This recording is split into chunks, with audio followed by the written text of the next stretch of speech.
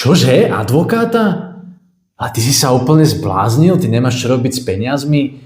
Máš plný internet zhorových zmluv a ty si musíš nájsť advokáta. Vieš čo? Mám známeho, on riešil veľmi podobnú vec. Dám ti na neho číslo. Prosím ťa, ešte platiť premudrelého advokáta.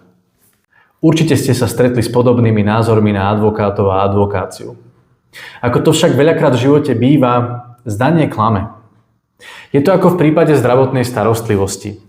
Nikto z nás by predsa neriešil akútne krvácanie vypitím bylinkového čaju.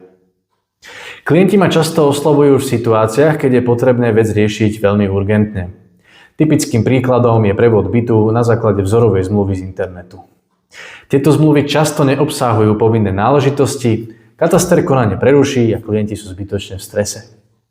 Nevyrábajte si preto zbytočné starosti a neváhajte ma osloviť v prípade, ak chcete byť predať alebo darovať. Advokát by mal byť osobou, ktorá za vás spraví prvý krok a nemal by byť iba poslednou záchranou. Pozor! Iba osoba registrovaná v registri Slovenskej advokátskej komory môže poskytovať právne služby zadarmo alebo za peniaze.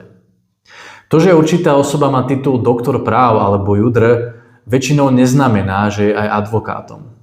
Preto si identitu advokáta najskôr overte na webovej stránke Slovenskej advokátskej komory.